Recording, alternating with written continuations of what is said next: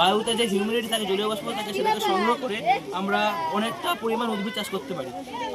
তারপরে সেকেন্ড আসছে আমাদের হাইড্রোপনিক্স। হাইড্রোপনিক্সে কী হচ্ছে, জলের ভিতরে আমরা জলজ উদ্ভিদ চাষ করতে পারি এবং এতে যে আগাছা উৎপন্ন হবে সেখানে আমরা মাছও চাষ করতে পারি। সেই মাছগুলো সেই আগাছাগুলোকে খেয়ে বড় হয়ে যাবে, মানে কৃষক একেবারে উদ্ভিদও চাষ করতে পারবে এবং মাছ চাষও করতে পারবে, একদম প্রান্তিক চাষিও করতে পারবে এগুলো। হ্যাঁ হ্যাঁ হ্যাঁ।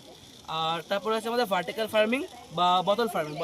ভার্টিক্যাল ফার্মে কী হচ্ছে, অল্প প্লটে আমরা অনেকটা পরিমাণ উদ্ভিদ চাষ করতে পারছি, যেটা কিনা বোতল ফার্মিং হচ্ছে আমাদের বর্তমানে আমাদের ছাদ বাগানে অনেক সময় আমরা দেখতে পাচ্ছি। এবং এসব যে শক্তিগুলো আমাদের প্রয়োজন হচ্ছে প্রতিদিন, তার জন্য আমরা কয়লা, পেট্রোলিয়াম পোড়ানোর উপর যদি নির্ভর করি তাহলে আমাদের পরিবেশ দূষণ অনেক কস্টলি পড়বে। তার বদলে কী করছি, আমরা বায়ুর মাধ্যমে উইন্ডমিল ঘুরিয়ে আমরা ইলেকট্রিক এনার্জি তৈরি করতে পারছি। এবং আমাদের বাড়িতে যে এলপিজি আছে তার বদলে কী করতে পারি, আমরা যে অ্যানিমেল ফার্ম আছে তাদের যে গোবর তৈরি হয় বা তৈরি দরকারি খোসা আছে সেগুলোকে আমরা গোবর গ্যাস তৈরি করতে পারি। গোবর গ্যাসে মিথেন থাকে, সেই মিথেনটা এলপিজির মতোই জ্বালানি রূপে কাজ করবে। তো এইটা আমাদের স্মার্ট এগ্রিকালচার। তোমার নামটা? আমার নাম Sajid Mondal. School? Biraballavpura high school. Biraballavpura. Thank you.